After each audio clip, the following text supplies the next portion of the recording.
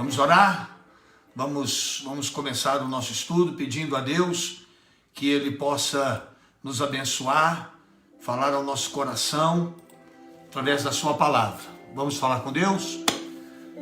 Pai querido, nós te louvamos neste momento por este privilégio que mais uma vez temos de falarmos do teu amor, da tua palavra. Senhor, estamos neste propósito com a igreja de estudarmos os 28 capítulos do livro de Atos. Será um mês de estudo, Senhor, meditando, refletindo, buscando, Pai, a direção do Senhor para a nossa vida, porque cremos que a igreja primitiva, ela foi e é o maior exemplo para nós de como uma igreja deve se comportar diante das adversidades, das lutas, das bênçãos, das vitórias. Senhor, a vida de Paulo é um grande referencial para nós. O exemplo deste homem é algo que nos inspira e nos encoraja. E é sobre isso que nós vamos falar hoje, Pai. Que o Senhor tome a direção desta palavra, que esses próximos minutos que estaremos compartilhando sobre este capítulo de Atos, nós possamos ser cheios do Teu Espírito e renovados na nossa fé.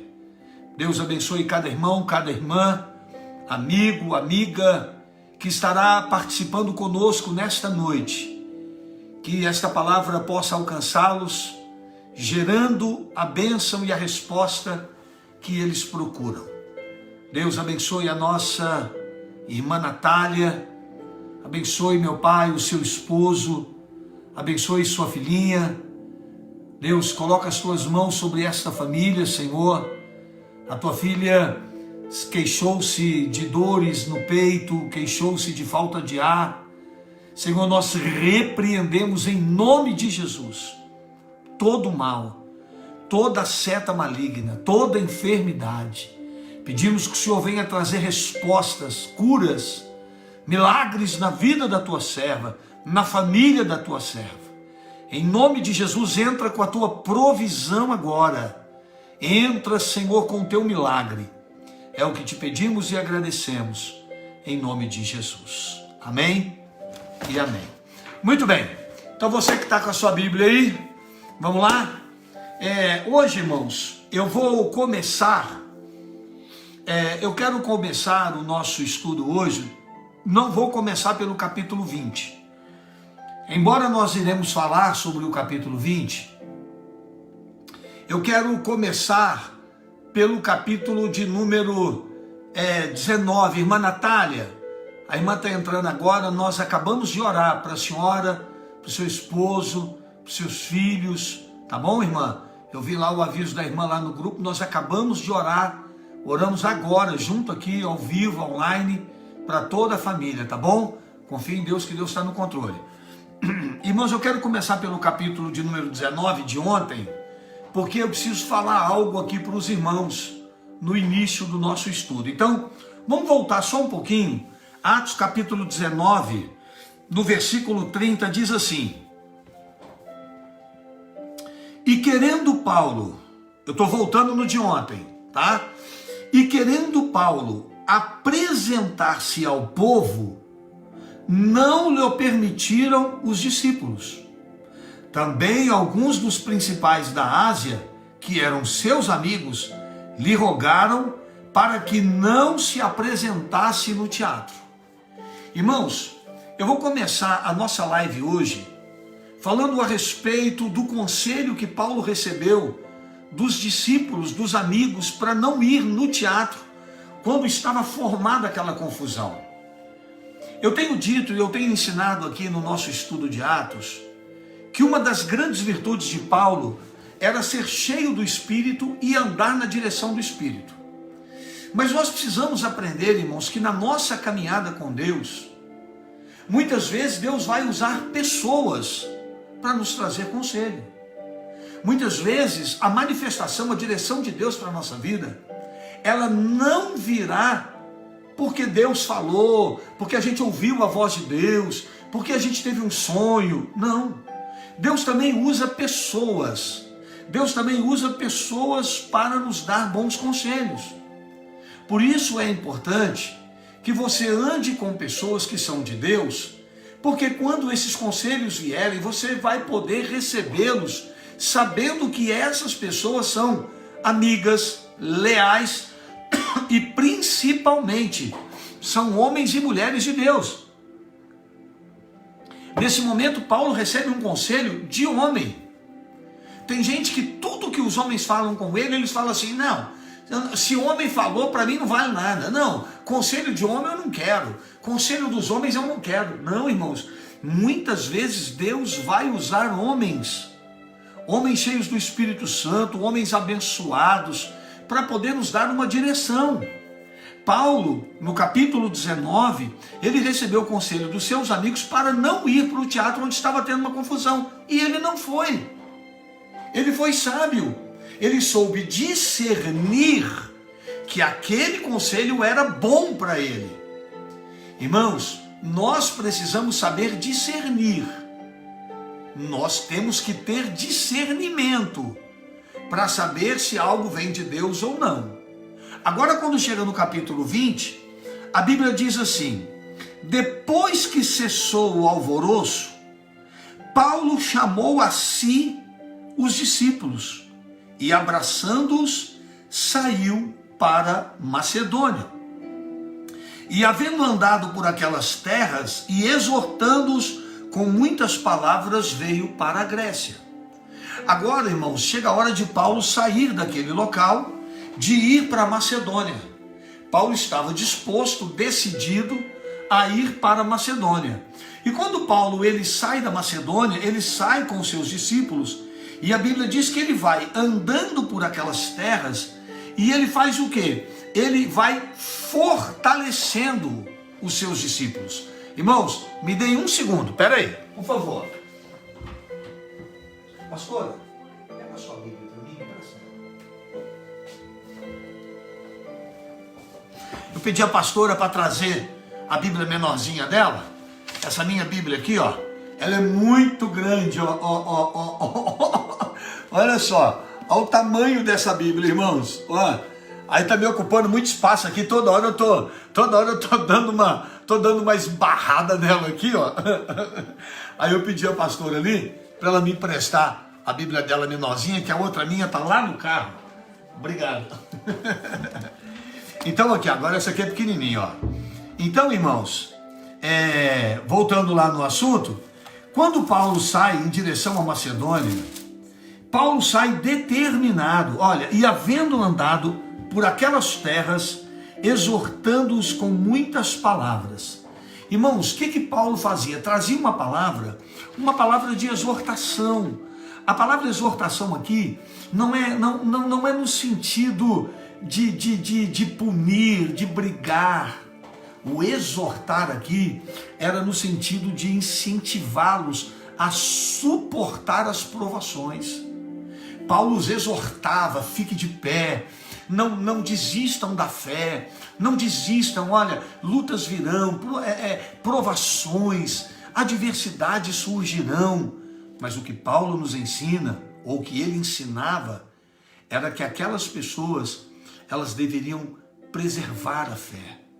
Elas deveriam se manter firmes na fé, não abrindo mão do servir ao Senhor. Então, por onde Paulo vinha passando, ele vinha exortando, ele vinha confirmando a fé daquelas pessoas. Passando ali 3 meses, e sendo-lhe pelos judeus postas ciladas, como tivesse de navegar para a Síria, determinou voltar para a Macedônia. Paulo, irmãos, ele estava indo para a Grécia, mas quando ele percebe, ele tem o discernimento que na navegação dele para a Síria, ele percebe que os judeus haviam armado uma cilada para ele. Os judeus queriam matar Paulo.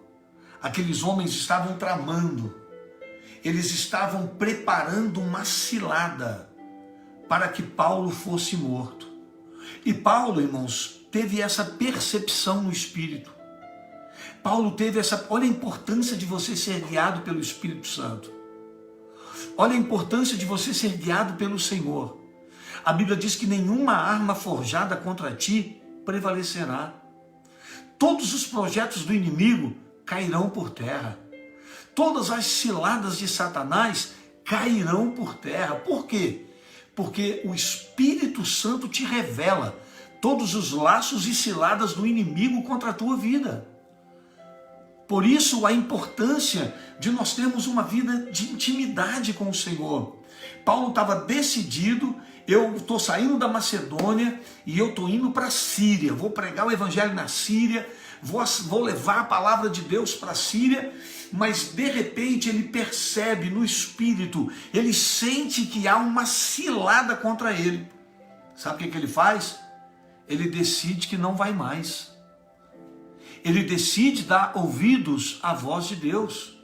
Ele entende que aquela não era a hora de insistir com algo que ele queria, mas era importante que ele mantivesse os seus ouvidos abertos àquilo que o Espírito Santo estava falando com ele.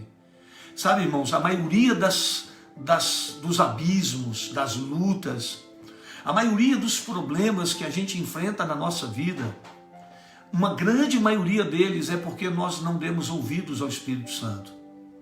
Se você for muito sincero, quantas vezes você vai dizer isso? Puxa, Deus me avisou.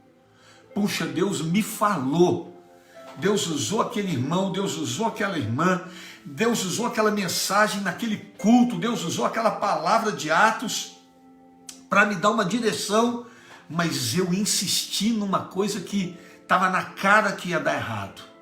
Irmãos, nós temos que ter sensibilidade para entendermos isso. E isso, irmãos, isso só um homem que tem intimidade com Deus. Ele é capaz de ouvir o que um homem fala com ele, ele é capaz de ouvir a direção que alguns homens falam para ele, não vá no teatro. Ele entende que é de Deus, ele consegue discernir que embora fossem homens que falaram, aquilo era de Deus e não vai. Deus poupa a vida dele. Agora ele está indo para um lugar, ninguém está falando para ele para não ir, mas ele sente no espírito dele, ele sente o Espírito Santo direcionar a vida dele e dizer, não vai, estão armando para você, vão atentar contra a tua vida, vão tentar te matar. Sabe o que ele faz? Ele muda os planos. A Bíblia diz aqui, olha, determinou voltar para a Macedônia. Sabe, irmãos, tem pessoas que vão dizer assim para você, olha, se você começou alguma coisa, não volta não. Não dá passo atrás não. Irmão, às vezes nós temos que dar passos atrás sim. Às vezes é importante a gente rever as nossas decisões. É importante a gente orar e colocar diante de Deus se é aquilo mesmo que Deus tem para nós, para que lá na frente a gente não sofra um mal maior. Para que lá na frente não venha um dano maior. A Bíblia diz que Paulo, irmão, determinou voltar.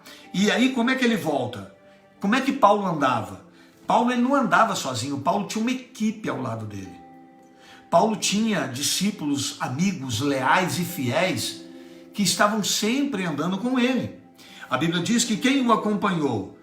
E acompanhou até a Ásia, Sópater, que era de Bereia, e dos de Tessalônica, Aristarco, segundo, Gaio de Derbe, Timóteo, e dos da Ásia, Tíquico e Trófimo.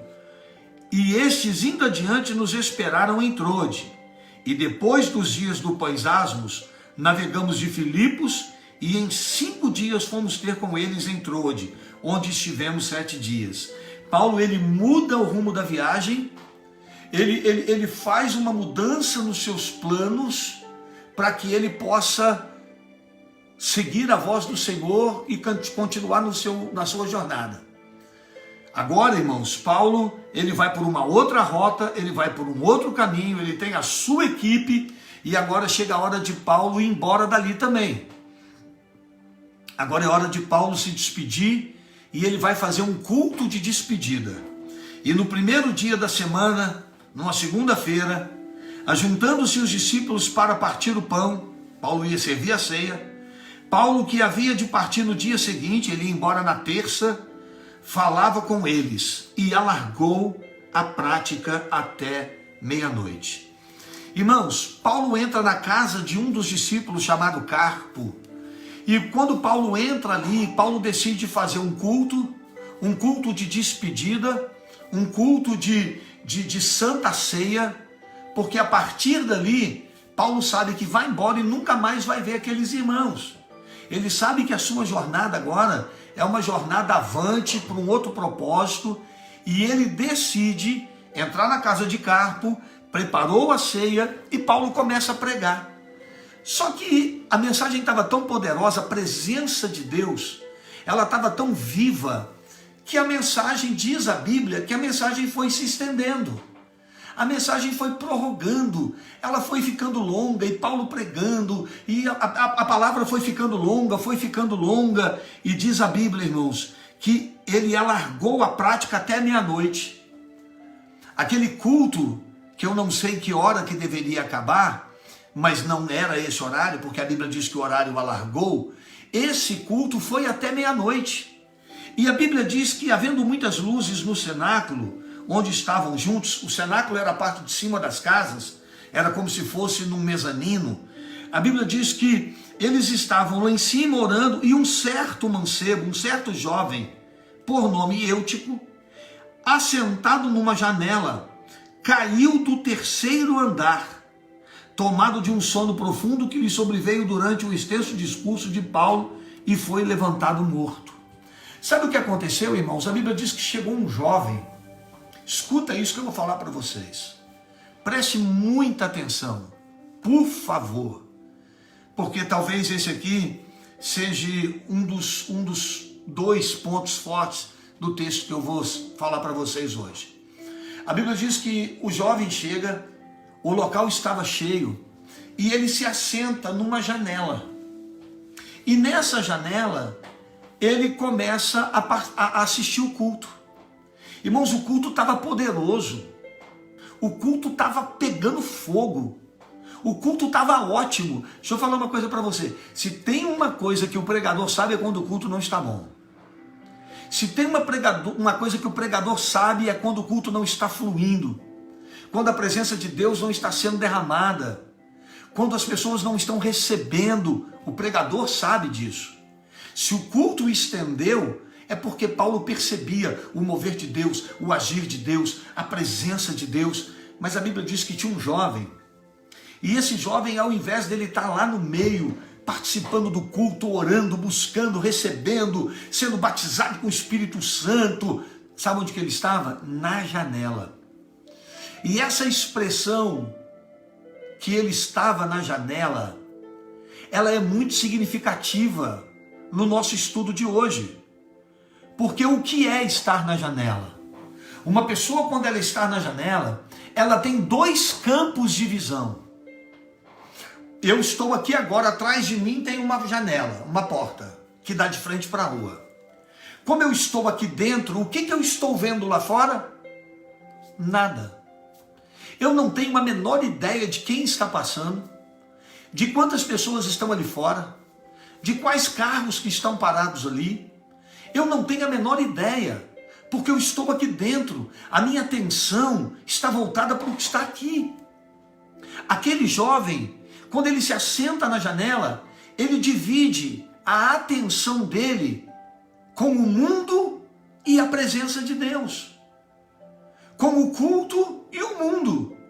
Ao mesmo tempo que ele está olhando o que Paulo está pregando, ele está olhando para a rua, está vendo o movimento, o que as pessoas estão fazendo, talvez um amigo, quem passou, quem não passou, quem mexeu com quem correu, aonde o cachorro foi. Daí a pouco ele olhava para dentro de novo, olhava o que Paulo falava, aí pegava um pedacinho da frase, um pedacinho do texto, daí a pouco olhava para fora. Irmão, sabe o que acontece? Toda pessoa que ela está na janela da fé, no sentido de não ter um local definido, porque eu pergunto para você, quem está na janela, está do lado de dentro ou do lado de fora? Quem está na janela, irmão? Está do lado de dentro ou do lado de fora? Porque alguém pode dizer, não, está do lado de dentro. Outros podem dizer, não, ele está do lado de fora, ele já está saindo. Quem está na janela, irmão, não sabe onde está, não sabe onde quer estar. Quem está na janela, irmão, jamais vai conseguir se envolver com as coisas do Senhor. São aquelas pessoas, irmãos, que falam em Deus, são aquelas pessoas que dizem que acreditam em Deus, são aquelas pessoas que professam a palavra, mas não querem compromisso com ela.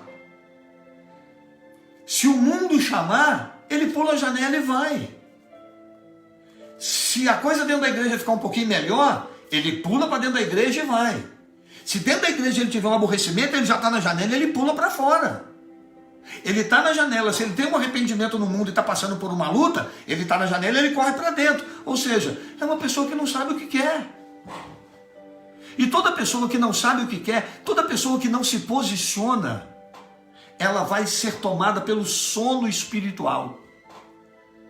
O mundo não atrai, porque a pessoa não tem coragem de ir, mas também não tem coragem de se entregar à fé. Não tem coragem de se render à fé. Dizem que uma vez, e eu vou contar só para os visitantes, acho que eu já contei isso aqui até na live de Atos. Acho que eu já falei isso aqui para os irmãos, até aqui na live de Atos. Dizem que uma vez tinha um muro, irmã Pamela, é um muro. Dizem que uma vez tinha um muro, e uma pessoa em cima desse muro, um homem em cima desse muro. E Deus ficava do lado de cá falando assim para o moço do muro: desce, meu filho, desce. Aí tinha um muro aqui, do lado de cá tinha o diabo, do lado de cá tinha Deus, do lado de cá o diabo, do lado de cá Deus, e o moço aqui. E Deus falava com o moço: desce, meu filho, desce, vem para o meu lado, vinde a mim, você que está cansado, oprimido, sobrecarregado, eu vou te aliviar. Vem, vem.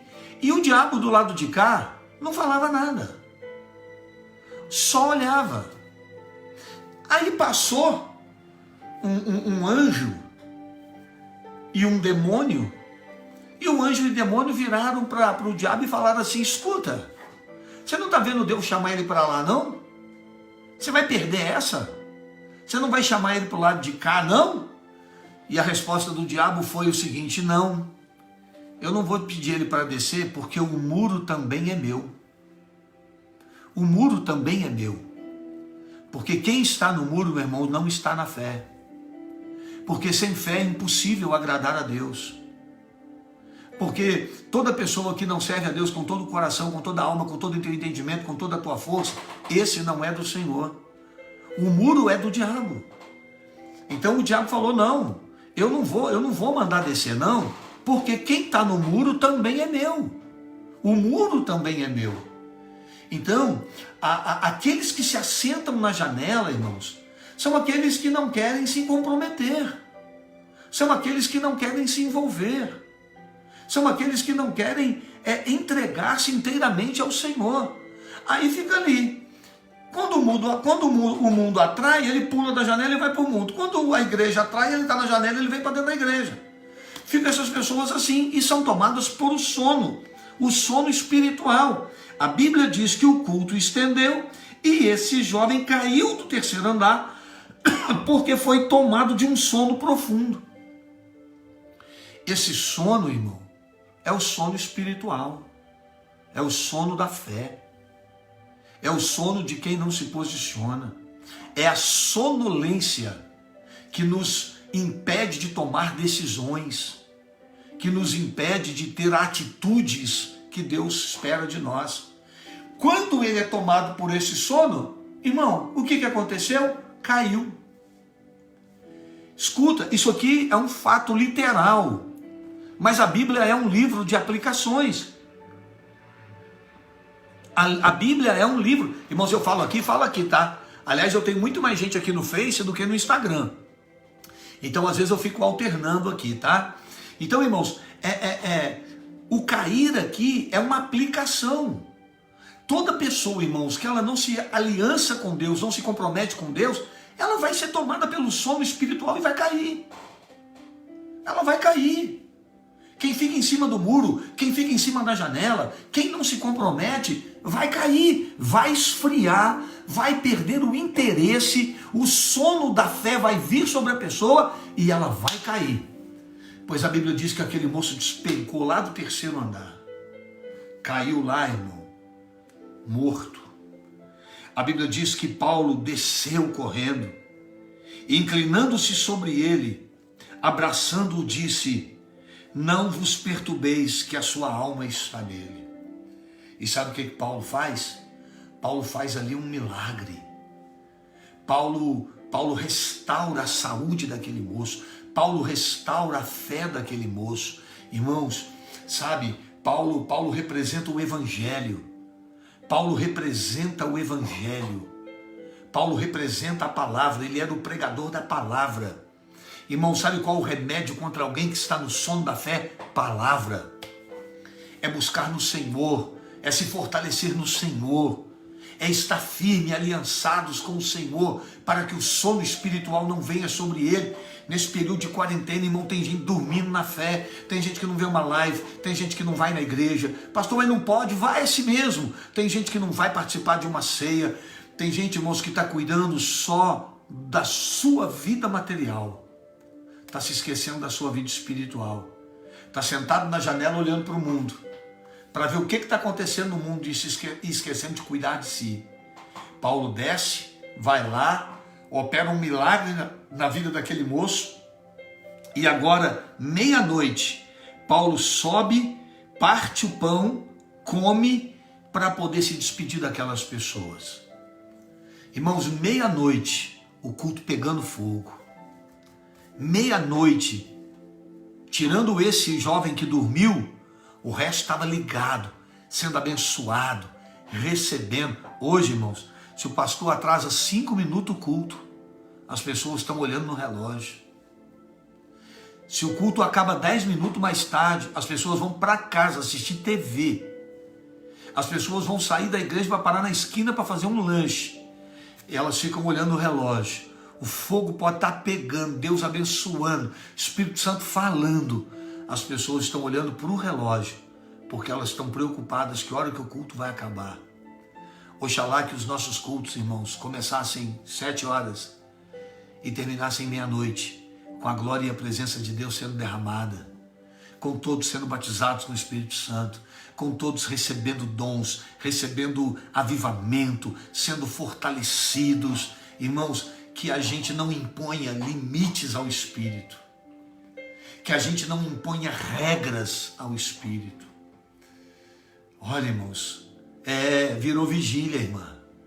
Agora, Paulo sobe, parte o pão, Paulo come com eles, e agora, irmãos, a Bíblia diz aqui, que levaram um jovem vivo e ficaram não muito consolados, ou seja, todos eles celebraram, todos eles festejaram, todos eles se alegraram com a vitória daquele moço.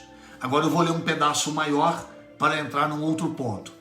Nós, porém, subindo ao navio, navegamos até Assos, onde devíamos receber a Paulo, porque assim o ordenara indo ele por terra. E logo que se ajuntou conosco em Assos, o recebemos e fomos a... Irmãos, eu engasgo para falar esse nome, tá? É Mitilene.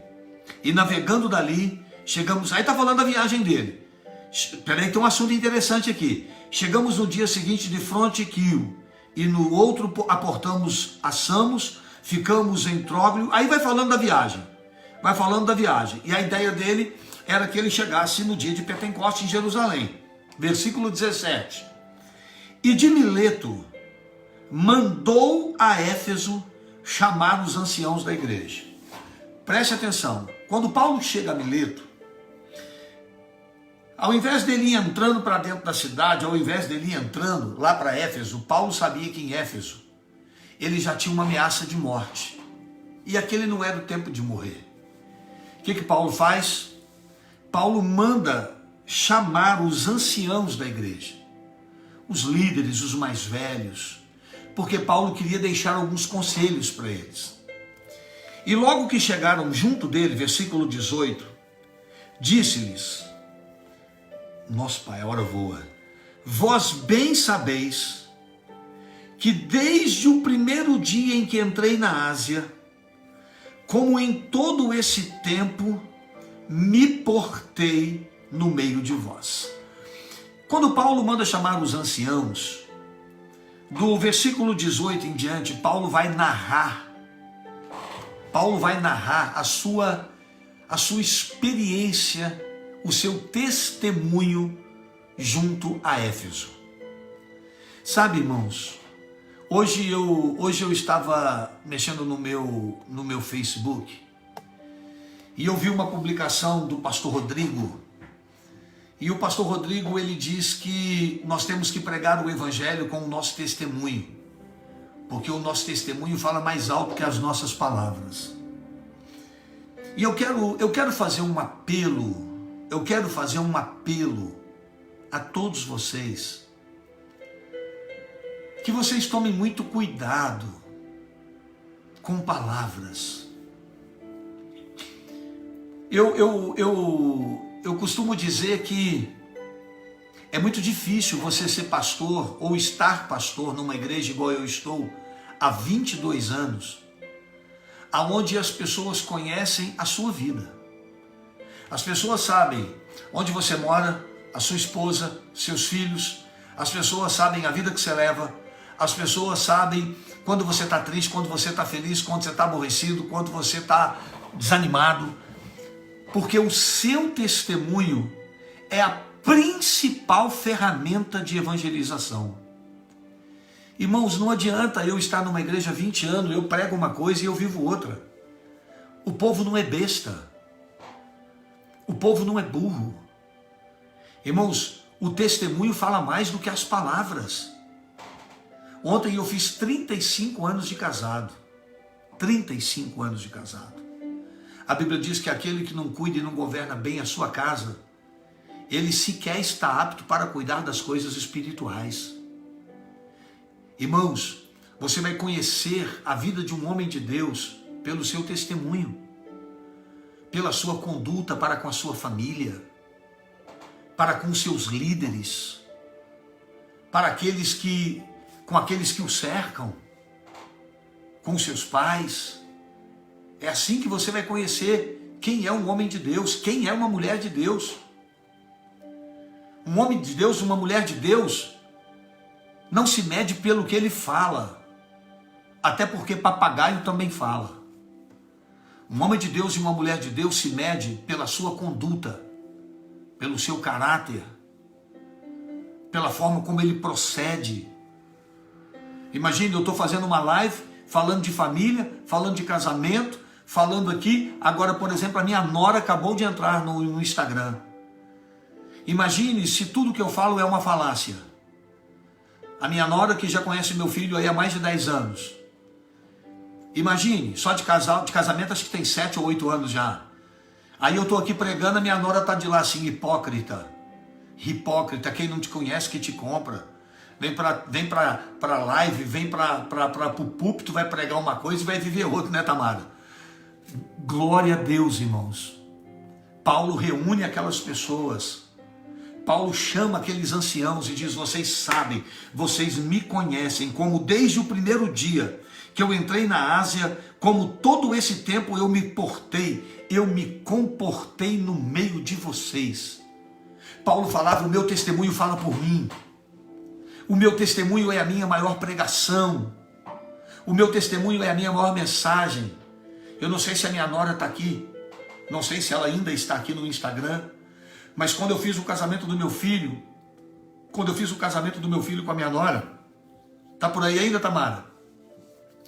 Quando eu fiz o casamento do meu filho com a minha nora, uma das coisas que eu disse para o meu filho, tá lá, ó, é verdade.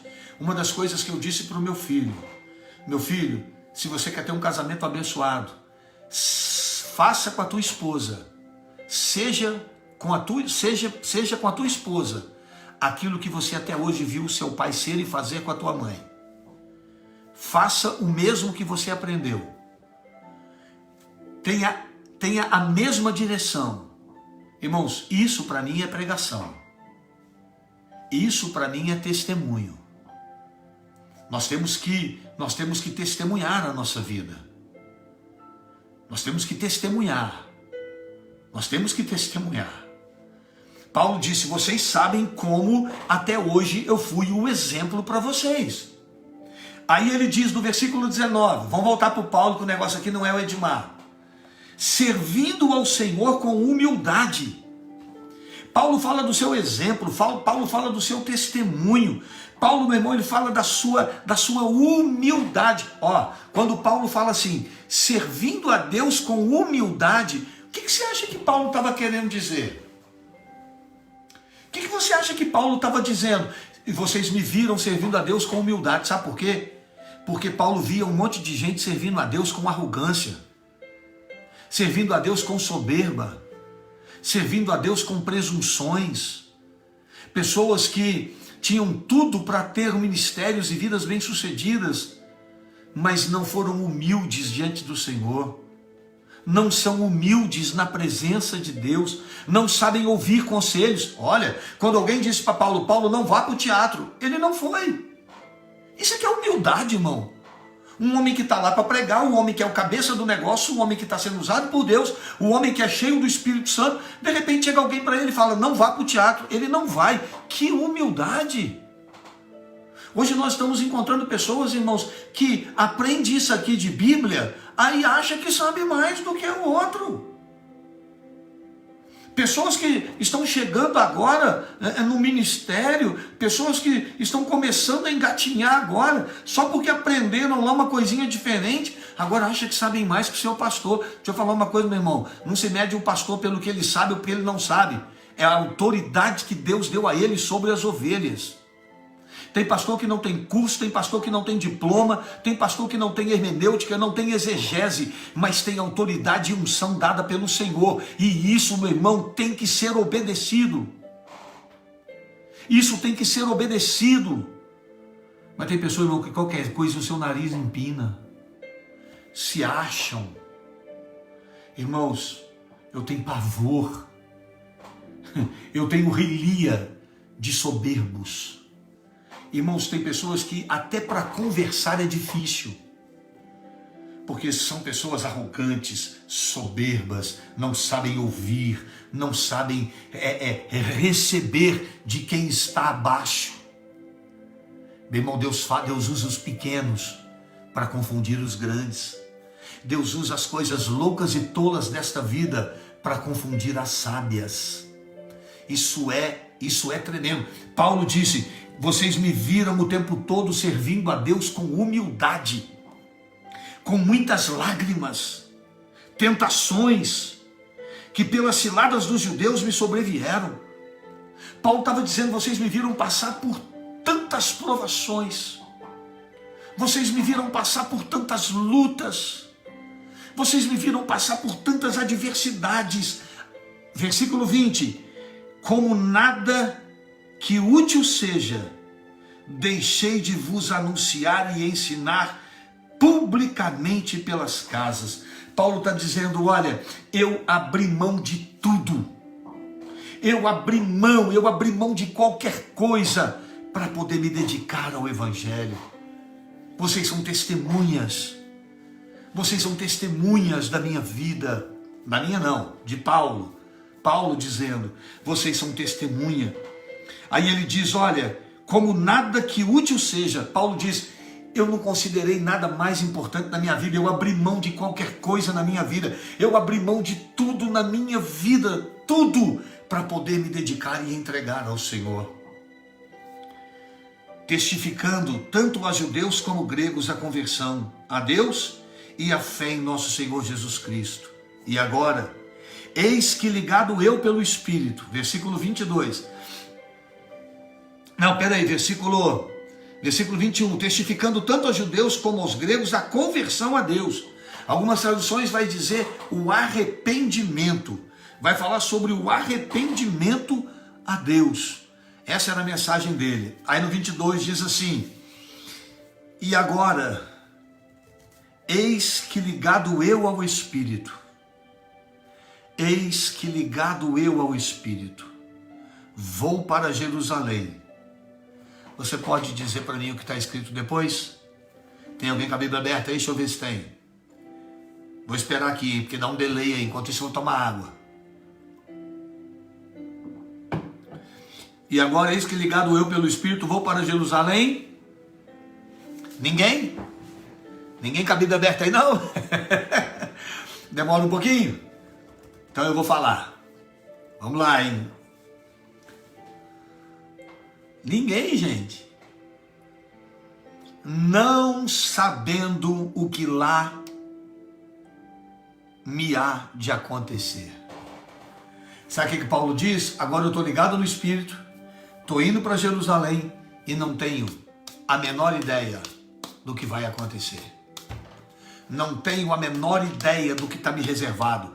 Não tenho a menor ideia do que vai ser na minha vida. Nem imagino o que Deus tem para mim. Deus está me mandando para Jerusalém. Deus está me mandando para lá. Não sei o que me espera ali. Isso mesmo, irmã Bruna. Eu não sei o que vai me acontecer ali. Isso mesmo, irmã Júlia. Não sabendo o que ali me acontecerá. Muito bem, irmã Márcia. Não sabendo o que lá há de me acontecer, irmã Jaqueline. É isso. Isso é andar na dependência do Senhor. Eu estou ligado nele, eu estou indo adiante, mas eu nem imagino o que vai acontecer, mas eu vou porque eu confio no Senhor. Eu vou porque eu estou ligado no Senhor. Eu estou ligado.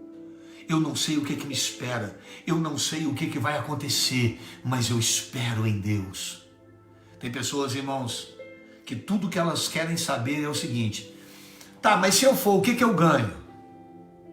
Mas se eu for, qual a minha recompensa? Ah, depende, porque se for para passar por luta, eu prefiro não ir. Ah, não, se for para eu ser mais uma vez apedrejado, eu não vou. Ah, não, se for para eu sofrer mais uma vez, também não vou. Então eu estou fora. Irmãos, Paulo diz assim, ligado pelo Espírito, agora eu estou indo para Jerusalém, nem imagino o que me espera lá. O teu amanhã, o meu amanhã, está nas mãos de Deus. O nosso amanhã está nas mãos do Senhor. Quando você confia em Deus, você sabe que ainda que Ele não te revele o que vem amanhã, mas você sabe que no amanhã Ele vai estar lá para te abençoar, para te proteger e para direcionar a sua vida. Ele já preparou esse amanhã. O nosso amanhã já está nas mãos dele. Eu não sei o que vai me acontecer, se não, que o Espírito Santo de cidade em cidade me revela, dizendo que me espera prisões e tribulações. Paulo disse, eu não sei o que me espera em Jerusalém. Na medida que eu for passando pelas cidades, o Espírito Santo vai me mostrando as prisões, as lutas, as batalhas, as adversidades. Irmão, dependência do Senhor é isso. Paulo falava das prisões que ele já ia sofrer. Paulo falava das perseguições que ele ia sofrer como de boa. Minha vida está na mão do Espírito Santo. É Ele que vai me direcionar. Ele vai me revelar tudo que eu tiver que passar. Estou tranquilo. Mas o 24 é fantástico. Mas em nada tenho a minha vida por preciosa, contando que cumpra com alegria a minha carreira e o ministério que recebi do Senhor Jesus, para dar testemunho do Evangelho da graça de Deus. Irmãos, eu queria parar aqui. Para mim isso aqui era o suficiente. Eu não sei nem como é que eu vou fazer.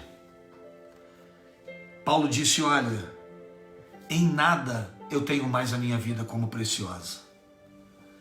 Eu estou um pouco me lixando para a minha vida. Eu não estou nem aí mais para o que está reservado, para o que não está reservado. Eu não estou nem aí mais para o que vai acontecer na minha vida. Eu não estou nem aí. A única preocupação que eu tenho, a única coisa que eu quero é que eu cumpra com alegria a minha carreira. Que eu cumpra com alegria o ministério que eu recebi do Senhor. Eu não sei quantas pessoas estão vendo, eu não sei quantas pessoas vão ver, mas eu vou te fazer uma pergunta. O que Deus pôs na sua mão, o que Deus um dia te chamou para fazer, você está fazendo com alegria? Ou nas primeiras prisões e pedradas, você já desistiu? Pensa um pouquinho. O que Deus te chamou para fazer, o que Deus colocou nas tuas mãos, você está fazendo? Ou você já desistiu? você já perdeu o prazer e a alegria de servir ao Senhor. Precioso para você não é a carreira e o ministério que Deus te deu. Precioso para você é o seu prazer, sua alegria, seus amigos, suas baladas, suas festinhas. O que é precioso para você? Essa vida temporal ou a eterna? O que é precioso para você? Uma vida de prazeres ou uma eternidade? Porque se precioso para nós é essa vida, nós somos os mais miseráveis dos homens. Se nós somos capazes de abandonar a carreira, o ministério, se nós somos capazes de abandonar o chamado de Deus por causa das coisas deste mundo, nós não somos merecedores de uma eternidade ao lado do Senhor. Nós não somos merecedores da eternidade. Paulo disse, eu não me importo mais com a minha vida, eu não tenho mais a minha vida por preciosa, eu não ligo para mais nada, contando que eu cumpra com alegria o ministério que eu recebi do Senhor Jesus, para dar testemunho do Evangelho da graça de Deus. E ele continua dizendo para os homens lá, e agora na verdade sei que todos vós, por quem passei pregando o reino de Deus, não verei mais o meu rosto. Portanto, no dia de hoje vos protesto que estou limpo do sangue de todos. Paulo está dizendo, estou lavando as minhas mãos. Paulo está dizendo, estou limpo do sangue de vocês. Preguei, falei, estou com a minha consciência tranquila. O que eu tinha que falar, eu já falei. Fui exemplo, fui humilde, fui dedicado, cumpri o que Deus me chamou. Agora estou lavando as minhas mãos. Paulo diz aqui, olha, estou limpo do sangue de todos. Estou limpo do sangue de todos. Porque nunca deixei de vos anunciar todo o conselho de Deus. Aí ele dá 2 conselhos preciosos aqui. 2. Ele diz para os anciãos, olhai por vós e por todo o rebanho, que sobre o Espírito Santo vos constituiu bispos, para apacentar a igreja de Deus, que ele resgatou com seu próprio sangue. Paulo dá 2 conselhos para aqueles anciãos. 2. Primeiro, olhai por vós. Irmão, se eu não cuidar de mim, eu não estou preparado para cuidar do rebanho. Se eu não cuidar de mim, eu não estou apto para cuidar do rebanho. O conselho de Paulo era, cuide de vocês. Cuide primeiro de vocês. Orem, jejuem, consagrem, busque, estude, leiam a Bíblia, se fortaleçam, tenham dependência do Senhor. Olhe por vocês. Cuide de vocês. Agora cuidem depois do rebanho. Porque temos que cuidar do rebanho. Mas eu tenho que cuidar do rebanho não se esquecendo de mim. Por que muitos pastores acabam entrando em depressão, em angústia? Porque nós tivemos no ano passado tantos suicídios de pastores, porque a pessoa dedica exclusivamente a cuidar do rebanho e esquece de cuidar da família. Esquece de cuidar do casamento. Esquece de cuidar dos filhos. E aí? Aí a gente vive uma hipocrisia. Eu falo para as pessoas uma coisa que eu não vejo nem na minha vida. Então primeiro eu tenho que cuidar de mim, para que depois eu possa cuidar do rebanho. Foi isso que Paulo estava dizendo. Cuidem de vocês, olhem por vós e olhem por todo o rebanho. E aí ele dá uma explicação para isso também. Meu Deus, vai acabar. E ele dá uma explicação também. No versículo 29 ele fala, por que cuidar de vocês e cuidar do rebanho? Porque eu sei isso, que depois da minha partida, olha o que Paulo diz, eu vou encerrar aqui. Depois da minha partida entrarão no meio de vós, ou surgirão dentre vós, dependendo da tradução, lobos cruéis, que não perdoarão o rebanho. Irmão, sabe de onde surgem os lobos? Do meio da igreja. Sabe aquelas pessoas, irmãos, que não tem nada de Deus?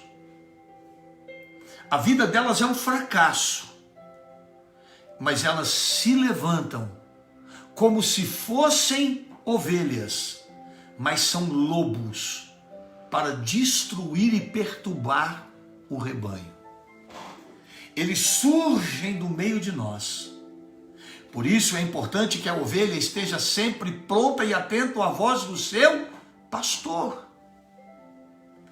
Sempre atenta à voz do seu pastor. A Bíblia diz: cuidado com os lobos que surgem no meio de vocês. Eles saem de dentro de vocês e eles não perdoam o rebanho. São gananciosos. A Bíblia diz: olha, homens que falarão coisas perversas para atraírem discípulos após si. Irmãos, vocês se lembram da vida de Davi? Vocês se lembram, irmãos, quando Davi estava lá no trono, e a Bíblia diz que Absalão, ele ficou na entrada de Jerusalém, e ele era filho de Davi, e ele ficava jogando o povo contra Davi, para tentar trazer o povo para o lado dele, para tentar atrair o povo para o lado dele. Meu irmão, se é da tua igreja, que você pode estar me ouvindo e não ser da nossa, se é da nossa, se é da tua igreja, levantou no meio e começou a falar mal do seu pastor, começou a falar mal da igreja com você, meu irmão, é lobo. Igreja tem problema, todo mundo tem problema, mas os nossos olhos estão no Senhor, os nossos olhos estão em Deus. Cuidado com aqueles que surgem no meio, falando, criticando, trazendo conversas. A Bíblia diz que tem pessoas, olha o final do 30, pessoas que atraem, elas querem atrair os discípulos para elas. Irmãos, eu não posso te atrair para mim não, você não é meu. Quem está comigo há 22 anos nessa igreja que hoje eu sou pastor sabe disso. Eu sempre ensinei. Amanhã eu não vou estar aqui. Amanhã eu posso ser transferido. Amanhã eu posso morrer. Amanhã eu posso até cair da fé. Está repreendido em nome de Jesus. A sua fé tem que estar no Senhor. Você não segue homem, você segue Deus. Eu não posso atrair discípulos para mim. Eu tenho que atrair discípulos para Cristo. Discípulos para Ele, não para mim. Tem pessoas que querem atrair discípulos para elas. A Bíblia diz que são lobos. São lobos. Portanto, vigiai, lembrando que durante 3 anos não cessei dia e noite de admoestar com lágrimas cada um de vós. Agora, pois, irmãos, encomendo-vos a Deus e à palavra da sua graça, a Ele que é poderoso para vos edificar e dar herança entre todos os santificados. Ele diz: de ninguém cobiceis a prata, nem o ouro e nem o vestido. Paulo orienta aqueles anciãos: não sejam gananciosos no Evangelho. Não sejam gananciosos no Evangelho. Irmãos, eu ensino na minha igreja. Talvez eu vou falar isso aqui agora, isso vai me trazer problema, mas eu não me importo. Meu irmão, usou o púlpito, começou a negociar a fé, começou, meu irmão, levar tudo para dinheiro, despista e vaza. Não, irmão. Dízimo é bíblico, dízimo é bíblico. Oferta é bíblico, oferta é bíblico. Pronto. Mas nós não temos autorização para levarmos ganância para o povo, para a satisfação dos nossos desejos pessoais. Nós não podemos. Paulo disse para esses anciãos: de ninguém cobiceis prata, nem ouro, nem vestido. Vós mesmos sabeis que para o que é necessário a mim e aos que estão comigo essas mãos me serviram. Paulo disse: olha, quando a igreja não pôde me ajudar, eu trabalhei. Quando eu não tinha onde me sustentar, eu tive uma profissão que me sustentou. Paulo nunca foi cobiçoso. Paulo nunca ensinou que pastor pregasse o reino da riqueza e da prosperidade. Irmãos, Deus prospera, Deus enriquece, Deus tem prazer na prosperidade dos seus filhos. Demos um seminário sobre isso na igreja, mas a Bíblia diz: não ponha teu coração nisso. Não ponha teu coração nisso. As riquezas materiais não são objeto de culto. Elas são consequência da nossa fidelidade ao Senhor. E Ele acrescentará todas as coisas. quando buscamos em primeiro lugar o reino de Deus. Que Deus nos abençoe. Que Deus nos abençoe. Que nós possamos olhar para o exemplo de Paulo. Que nós possamos nos espelhar aqui, para eu encerrar porque o tempo acabou. Que nós possamos nos espelhar no exemplo de Paulo. Foi capaz de ouvir um homem, sabendo que era um conselho de Deus. Foi capaz de ouvir a Deus e obedecer ao Senhor, mudando a sua rota, mudando a sua trajetória. Foi um homem de Deus que o seu testemunho falou por ele. Que quando pregava, o culto se estendia. O culto era longo, porque tinha argumento e a glória de Deus se manifestava. Irmãos, não fique na janela. Não fique no muro. Entregue a sua vida para Deus. Entregue a sua vida para o Senhor de verdade, para que Ele possa te abençoar. Amém? Deixa eu orar por você, pedindo a Deus que Ele estenda as mãos dele sobre a tua vida de uma maneira especial. Vamos orar? Vamos falar com Deus em nome de Jesus. Aleluia. Feche os seus olhos. Pai, em nome de Jesus, toma nas tuas mãos, Senhor, a vida do teu filho e da tua filha nessa noite. Senhor, que essas palavras que estão sendo ministradas no livro de Atos, elas possam nos trazer direcionamento, entendimento, fortalecimento na nossa caminhada da fé. Que o teu Espírito Santo, Pai, possa operar na vida dos meus irmãos. Que o Senhor visite mais uma vez a família da irmã Natália. Que o Senhor traga, meu Pai, as respostas, a cura, para que o teu nome seja glorificado. Senhor, nos dê uma noite de paz, de bênção. Estamos firmes no Senhor. Eu faço minhas palavras de Paulo. Nada tenho na minha vida por preciosa, contando que cumpra com alegria a minha carreira. Senhor, que cumpra com alegria o ministério que o Senhor me confiou. Senhor, essa é a nossa maior recompensa. Que o Senhor nos abençoe, em nome de Jesus. Irmãos, Deus abençoe você.